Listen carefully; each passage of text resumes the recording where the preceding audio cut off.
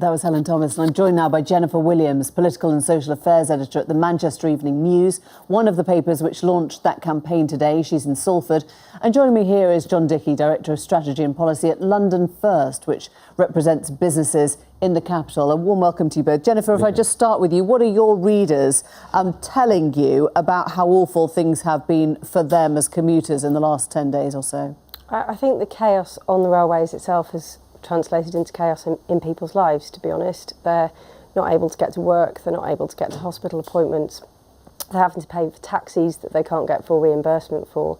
They are standing on crowded platforms, tiny crowded platforms that have not been replaced by, despite government promises, and they're crammed onto second-hand trains that they were already crammed onto, but it has become so much worse since Northern has started cancelling hundreds of trains a day, and even in fact after it brought in its emergency timetable yesterday, they are still cancelling dozens of trains even within that emergency timetable. And I think one of the reasons that people are so angry about this is that they don't feel that people that their voices are actually being listened to, and they're simply being met with a range of excuses, including from Chris Grayling, but also from Northern Rail and Network Rail. Yeah. And they're still standing on those platforms while they listen to those excuses. And I think, you know, clearly important to say that these have been a sort of horrific lot of circumstances that are very specific to Northern Rail at the moment, but it feels as if they've played into a bigger sense of grievance. Certainly when you look at the headlines in the Yorkshire Post or the Lancashire Evening Telegraph, the Liverpool Echo, that seem to be about a sense of perhaps resentment that they've been sort of forgotten in the whole big infrastructure problem or strategy of the government. I think that's absolutely true. You know, George Osborne promised an awful lot when he talked about the Northern Powerhouse. And while I think people in the North didn't necessarily take him at his word, they haven't forgotten that has been pledged. And we've seen a number of projects shelved since George Osborne has left the Treasury, at the same time as we've seen government support for Crossrail 2. And I think it's important to note that this last 2 weeks has simply been the straw that broke the camel's back. Yeah. We've been talking about this for much longer than that. So has the Yorkshire Post and other Northern titles, and so have Northern Passengers. It's not just a Northern Rail issue, it's just that this is the one that has really catapulted it to the top of the agenda. Let me turn to John. It is pretty hard to justify, isn't it, 10 times more spending on transport per head in London. As according to the IPPR. How on earth do you think London gets away with that kind of inequality?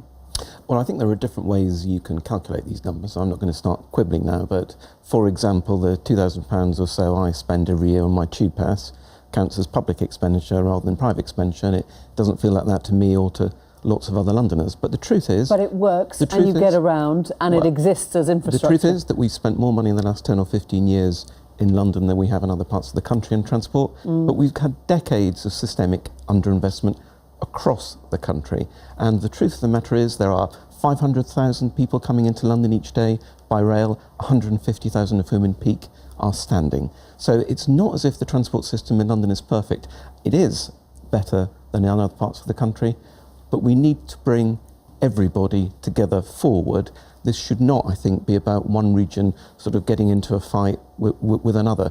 We need to see investment everywhere. Does it feel like that to you, Jen? I mean, when you hear that description of, you know, the crowded tubes and the extortionate expense of the rail cards and all the rest of it, does it feel like, you know, London is a sort of acting as a magnet, has got all the good stuff, or do you think it's just got too many people and too much going on there? Well, I think you could make the reverse economic argument, to be honest. London's overheating, the cost of living is going up, the cost of housing is going up, people are having to move further and further out in order to get into London to go to work, so they're having to get onto those trains, which are obviously not in a great state either. Surely you need, as your report suggested, you need to invest in the North first in order to attract that potential investment, those people and those jobs. And also, I would argue, institutions who, you know, have dragged their feet previously, including government departments, about relocating to the North. But you need to make that function as an economic area, which, in fairness to George Osborne, was the point that he was trying to make. Would you accept that we've possibly reached sort of peak London now in terms of infrastructure, that we've tried to meet demand, but actually we've created demand. We've, you know, become this magnet that has pulled more people into the south rather than investing all over. So London's population has grown rapidly in the past 10 or 20 years. It is continuing to grow. London is the most productive region of the European Union. It's a critical part of the British economy. It works closely with other city regions. There are great synergies between different city regions in Britain. Sure, we need but to be when growing you say it all has of our grown, country. you know, it has grown. It's maybe grown as a result of having all this extra infrastructure, all this, you know, the connectivity. And so there is a absolute imperative in Britain that we invest more money in Transport for the North and in Northern Partners Rail. But we need to get out of this mindset. We are the 5th richest country in the world.